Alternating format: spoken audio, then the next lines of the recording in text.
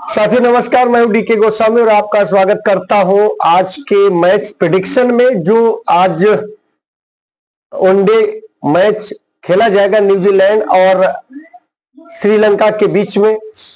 लेकिन इससे पहले हम आपको बताएंगे कि जो सबसे बड़ी समस्या आती है, जैसे लोग टीम बनाते हैं उसके बाद जो जीतने की कोशिश होती है वो क्यों नहीं जीती जा सकती, उसका कुछ कारण है। कारण इसका यह है कि मैच में जो प्लेयर होते हैं उन प्लेयरों को समय समय पर बदला जाता है और यही वजह है कि जो बैटर कभी बॉलर को नहीं समझ पाता और कभी बॉलर बैटर को नहीं समझ पाता। ऑलराउंडर बैटिंग बॉलिंग करते हैं तो कभी कभी जो ऐप होते हैं, किसी भी ऐप की बात करें तो उसमें बैटिंग ऑर्डर के जो शेड्यूल दिए होते हैं उसमें कंफ्यूजन पैदा हो जाती है। और इस कंफ्यूजन को जानने के लिए हम आपको इस वीडियो में कुछ सूक्ष्म जानकारी देंगे, यानी थोड़ी बहुत जानकारी देंगे जिससे आप अपने जो टीम बना रहे हैं उस टीम में आसानी से उस टीम को आप अपने आइडिया से बना सकते हैं। क्योंकि जुआ सट्टा ड्रीम 11 इसकी लत पड़ना ये बेहद गलत बात है। इसे मनोरंजन के तौर पर वीडियो को हम बना रहे हैं, लेकिन एक हम आपको मैचअप बताते हैं। तो चलिए शुरुआत कर लेते हैं जल्दी से कि किस प्लेयर के साथ में जो पुराने रिकॉर्ड्स हैं, इसमें एक रिकॉर्ड हम आपको बताएंगे 9 नवंबर का और इनके बीच में जो बॉलर उतारे गए थे, जिसमें हम आपको बताएंगे कि जो वनडे मैच 9 नवंबर 2024 को खेला गया था न्यूजीलैंड और श्रीलंका के बीच में, इसमें 135 रन बनाए थे न्यूजीलैंड ने और 10 विकेट न्यूजीलैंड के गिरे थे, जबकि श्रीलंका के 140 रन और 6 विकेट गिरे थे।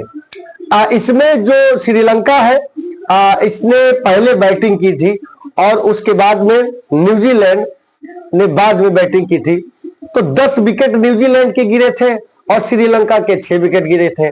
मतलब ये जान लीजिए कि अंदाजा लगा सकते हैं कि श्रीलंका की जो बॉलिंग है, जो बॉलर्स है वो अच्छे ठीक ठाक है, लेकिन न्यूजीलैंड के भी बॉलर अच्छे हैं, उसमें कोई शक नहीं है। तो चलिए हम बैटिंग ऑर्डर की बात कर लेते हैं कि जो बैटर्स सबसे पहले आते हैं उसके बाद में किन किन बैटरों के बीच में बॉलरों को उतारा जाता है। तो जो मेरे पास रिकॉर्ड है जिसमें पदुम निशंका, इनको फॉल्कीज ने आउट किया था, यानी इन्हें फॉल्कीज ने आउट किया था और पदुम निशंका ने 19 रन बनाए थे। उनके साथ में कुशल मेंडिस भी थे। तो आप देखिए कुशल मेंडिस और पदुम निशंका ये दोनों बैटर्स, तो आप अगर इनके बीच का मैचअप बनाते हैं, यानी अगर आप ड्रीम 11 में इन्हें शामिल करते हैं तो दोनों को अगर आप फर्स्ट ऑर्डर में, यानी दोनों को चूंकि उतरेंगे दोनों, लेकिन ये ध्यान में रखना है कि जो बॉलिंग तरफ जो बैट्समैन खड़ा होता है और जो बैटिंग तरफ बैट्समैन खड़ा होता है, इन दो चीजों को विशेष ध्यान देना है कि बैटिंग ऑर्डर में बैटर जो खड़ा होता है, यानी जो बैटिंग करेगा वो स्टंप की तरफ सबसे पहले कौन खड़ा होता है और उसी के हिसाब से आपको अपनी टीम में उसे लेने की जरूरत होती है। हो सकता है कि आप उसमें सफलता पा सकें। तो पदुम निशंका और फॉल्कीज, इनके बीच यानी कि जो बॉलिंग हुई थी, पदुम निशंका को फॉल्कीज ने आउट किया था और उस समय के मेंडिस भी खेल रहे थे साथ में। तो इनको कुछ देर बाद 0 पे आउट किया था मिचेल सेंटनर ने, यानी मिचेल सेंटनर काफी मजबूत बॉलर है। इनके पुराने रिकॉर्ड अगर देखे जाए तो अच्छा इन्होंने रिकॉर्ड बनाया था। तो ये हो गया पदुम निशंका और कुशल मेंडिस के बीच में, जो अक्सर इस समय जो वनडे मैच हो रहे हैं उनको वन ऑर्डर और साथ में दोनों लोगों को निशंका और कुशल मेंडिस को उतारा जाता है। अब उसके बाद अगर ये आउट होते हैं तो किन प्लेयरों को बैटिंग दी जाती है, कौन से प्लेयर आते हैं, उसके बाद में कुशल परेरा और कुशल मेंडिस। चूंकि जब पदुम निशंका आउट हुए थे तो कुशल मेंडिस के बाद में, पदुम निशंका के बाद में कुशल मेंडिस और कुशल परेरा ये दोनों लोग मैच खेल रहे थे, यानी ये दोनों लोग बैटिंग कर रहे थे, जिसमें काफी देर तक कुशल परेरा बैटिंग सेक्शन में, यानी कि जिधर स्टंप गड़े होते हैं उधर कुशल परेरा काफी देर तक खड़े रहे, चौवा छक्के ये मारे, यानी इन्हें खेलने का मौका ज्यादा मिला। क्योंकि कुशल मेंडिस को मैच सेंटर ने फिर थोड़ी देर बाद आउट किया था 0 पे। तो कुशल मेंडिस के बाद जब कुशल परेरा खेल रहे थे तो इनके बाद में यानी चरित असलंका है, यानी अब जोड़ दीजिए पदुम निशंका 19 रन बनाए, तो यानी कि कम से कम कुछ देर तक खेले, और उसके बाद जब आउट हो गए तो कुशल मेंडिस इनके साथ जब उतारे गए तो कुशल मेंडिस जब आउट हो गए तो पदुम निशंका और कुशल परेरा की थोड़ी देर तक जोड़ी चली, लेकिन 19 रन पदुम निशंका ने बनाया और उन्हें फॉल्कीज ने आउट कर दिया। तो कुशल मेंडिस के साथ में कुशल परेरा भी चरित असलंका और कुशल परेरा के साथ साथ खेलते रहे। अब चरित असलंका ये बॉलिंग भी करते हैं और बैटिंग भी करते हैं। तो आपको मैंने जो मैचअप बताया आपने दिमाग में लगाया होगा कि पदुम निशंका कुशल मेंडिस आउट हुए, तो उसके बाद कुशल परेरा है, और फिर तीसरे नंबर पर चरित असलंका। अगर इन दो बैटरों में कोई एक आउट होता है तो कुशल परेरा के बाद में चरित असलंका, ये 3 बैटर्स हैं।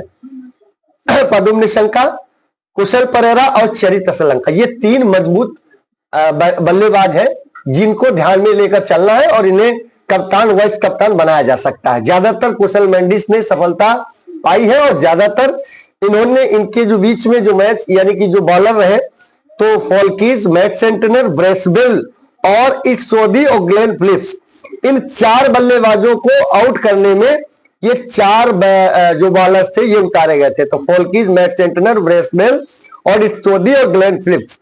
कुशल परेरा को ब्रेसबेल ने आउट किया था, ध्यान रखिएगा, कुशल परेरा को ब्रेसबेल ने आउट किया था, और ब्रेसबेल भी एक अच्छे बैट्समैन है, वो अच्छा खेल लेते हैं, अगर वो चल गए तो अच्छे खासे रन बना सकते हैं। तो इनको और चरित असलंका यानी ब्रेसबेल और चरित असलंका ये वनडे मैच में इंपॉर्टेंट पिक होते हैं, ये हो सकते हैं। तो इनको जब भी टीम बनाइए तो उसमें इनको शामिल करते, इन्हीं पर थोड़ा सा आप माइंड सेट करिए। अब जब तीसरी जोड़ी आई, यानी ये मैं 9 नवंबर का आपको मैचअप बता रहा हूं, जब चरित असलंका 35 रन बनाए तो उनके साथ में विराज पक्षे 4 रन बनाए थे। 4 रन बना करके वो आउट हो गए थे, जिनको मिचेल हे ने और फॉल्कीज ने आउट किया था। यानी मिचेल हे भी बॉलिंग कर लेते हैं, इन्हें भी बॉलिंग करा दिया जाता है, जैसे ग्लेन फिलिप्स और चरित असलंका, उसी तरह न्यूजीलैंड में मिचेल हे और जेट फॉल्कीज ये बॉलिंग करके इन्हें आउट किए थे। और चौथे नंबर पे आए थे डोनिट वेलिंग, यानी डोनिट वेलिंग बॉलिंग भी करते हैं और बैटिंग भी करते हैं। तो इसमें 3 मजबूत प्लेयर हो गए। अगर न्यूजीलैंड और आपको श्रीलंका की बात करें तो आप पदुम निशंका को ले सकते हैं, चरित असलंका को ले सकते हैं, और कुशल मेंडिस को ले सकते हैं, और आप इसमें एक जो प्लेयर है न्यूजीलैंड में वो ब्रेसबेल बहुत अच्छा खेलते हैं, नो डाउट, चल गए तो अच्छा मारते हैं। सेंटनर को भी लेना जरूरी है क्योंकि सेंटनर भी अच्छा खेलते हैं, वो बॉलिंग और बैटिंग ये दोनों कर लेते हैं। तो ये हो गए टोटल 5 प्लेयर जो बैटिंग के लिए सबसे इंपॉर्टेंट पिक होते हैं। उसके बाद जो बॉलर का एक सीक्वेंस है ये वनडे में रखा गया है, जिसमें न्यूजीलैंड की तरफ से मैंने आपसे जो मैचअप बताया था उसमें जेकब डुफी ने पहले बॉलिंग किया, उसके बाद फिर मैक्स सेंटनर ने बॉलिंग किया, उसके बाद फिर ब्रेसबेल ने बॉलिंग किया, फिर जो कि फॉल्कीज ने बॉलिंग किया, यानी कि 3 मैंने विकेट लिए थे जो कि फॉल्कीज ने। उसके बाद इट्सोदी ने कोई विकेट नहीं लिया और ग्लेन फिलिप्स ने 1 विकेट लिया था, जिसमें ग्लेन फिलिप्स बहुत अच्छी बैटिंग करते हैं। यानी अब इनमें 6 प्लेयर बहुत इंपॉर्टेंट हो गए अगर मेरे हिसाब से देखा जाए। खैर, अब इन्हें आउट करने की जो न्यूजीलैंड की टीम को जो बैटरों को बॉलर ने आउट किया था श्रीलंका के, तो जैसे रॉबिन्स वर्सेस वेलिंग, इनके बीच में जब ये जो बैटिंग किए रॉबिन्स, तो इनको वेलिंग ने आउट किया। सोचिए, ये कैच आउट हुए थे और एक बार इन्होंने बोल्ड भी लिया था इनका। उसके बाद चपमैन को निशंक तुषारा ने कैच कराया था, यानी कि ये बॉलिंग कर रहे थे और ऐसा बॉल उठी कि ये आउट हो गए। और ग्लेन फिलिप्स को जो हसरंगा, यानी ग्लेन फिलिप्स को आसानी से आउट नहीं कर सकता है कोई, तो वो आउट करने में माहिर वनिंदु हसरंगा का विशेष रोल। ये स्पिन बॉल फेंकते हैं, अच्छी बॉलिंग और बैटिंग भी कर लेते हैं। वेलिंगयम को तीक्ष्णा ने आउट किया था। और अभी 2 दिन पहले मैच, कल का मैच जो हुआ था, यानी तो उसमें तीक्ष्णा ने अच्छे विकेट लिया, 3 विकेट लिए थे। उसके बाद मिचेल हे को पथिराना ने आउट किया, ब्रेसवेल को नुवान तुषारा ने आउट किया, और क्लास्टन को पथिराना ने आउट किया, सेंटनर को हसरंगा ने आउट किया। उसके बाद फॉल्किस को पथिराना ने आउट किया और इट्सोदी को भी वेलिंग ने आउट किया। मतलब यह है कि जो बॉलर का मैचअप हुआ, अब बॉलर का मैचअप समझिए, ऐसे समझिए कि अगर फॉल्किस खेलते हैं, फॉल्किस बॉलर है, अगर ये बैटिंग कर लेते हैं, क्योंकि लास्ट में आते हैं, सबसे आखिरी में, मैंने 4 जो प्लेयर बताए, जैसे आपको पदुम निशंका को लेना चाहिए, आप कुशल परेरा को ले सकते हैं, और चरित असलंका, ये 3 बैटर्स बहुत इंपॉर्टेंट। उसी तरह से न्यूजीलैंड में ब्रेसवेल, मिचेल ब्रेसवेल और क्या कहते हैं मिचेल सेंटनर, ये 2 बैटर विशेष इंपॉर्टेंट, यानी कि इन्हें लेना चाहिए। और तीसरा जो बैटर्स है वो चैपमैन बहुत अच्छा खेलते हैं, यानी कि 3 ये 6 बैट्समैन अगर आप लेकर चलते हैं तो कभी ना कभी विनिंग आपकी हो सकती है। तो इस तरह से आपको अगर बॉलर की बात करी जाए तो बॉलर केवल बॉलिंग कर लेते हैं, लेकिन कभी कभी चौका छक्का मारते, जैसे आपने देखा होगा साउथ अफ्रीका और इंडिया के बीच जब मैच हो रहा था, अभी हो रहा था पिछले, तो अर्शदीप ने छक्का मार दिया था और बिश्नोई ने एक चौका मारा था।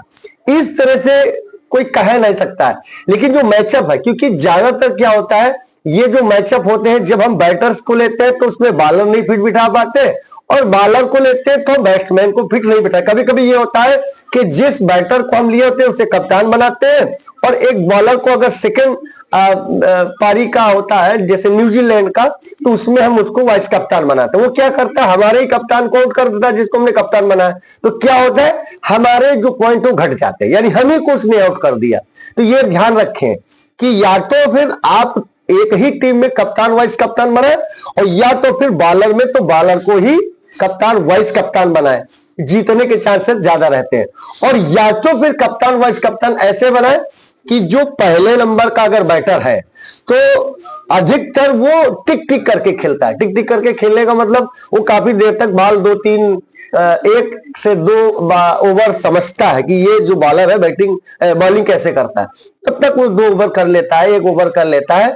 और अगर वो दूसरी बार तीसरी बार वो आया बॉलिंग करने तो उसकी पिटाई कायदे से होती है, और यही कारण है कि हम लोग समझ नहीं पाते। तो जो पहला ऑर्डर का जो पहला बैट्समैन, जो पहले की जो जोड़ी पेयर होता है उसमें 2 ये ज्यादातर, या तो फिर आप जो बॉलिंग तरफ का जो बैट्समैन खड़ा होता है और बैटिंग तरफ जहां स्टंप गड़े होते हैं उधर के बैट्समैन को लीजिए, लेकिन उसे कप्तान नहीं बनाना चाहिए। थर्ड नंबर का, क्योंकि जब भी आएगा तो जब भी आउट होगा तो जो सेकंड डाउन में बैटर्स आने वाला है वो स्टंप की तरफ खड़ा होगा। और देखिए उसका रिकॉर्ड क्या, अगर आप अच्छे वीडियोस वगैरह देखते हैं तो आपको पता चल जाएगा कि ये अगर आता है कि अच्छी बैटिंग कर लेता है तो क्या होता है, उसे कप्तान नहीं लेकिन वाइस कप्तान बनाया जा सकता है। तो ज्यादातर ये सब चीजें होती, इसी वजह से हम लोग जीत नहीं पाते और मैच को ड्रीम 11 में लोग हार जाते हैं और पैसा काफी डूब जाता है। लोग बताते हैं 12 टीम बनाओ, 10 टीम बनाओ, 20 टीम नहीं। अगर समझ में आता है तो एक मैच खेल दो, और एक ही मैच में बहुत सारी चीजें, क्योंकि अगर न्यूजीलैंड वर्सेस श्रीलंका खेलते हैं, साउथ अफ्रीका टू इंडिया खेलते हैं, बांग्लादेश टू न्यूजीलैंड खेलते हैं, पाकिस्तान टू ऑस्ट्रेलिया खेलते हैं, तो ये कंफ्यूज हो जाते हैं कि कौन सा प्लेयर कितना अच्छा परफॉर्मेंस करता है। तो आज के लिए बस इतना ही। हम अगली वीडियो में कुछ और जरूरी जानकारी आपको देंगे। तब तक के लिए मुझे दीजिए इजाजत। नमस्कार।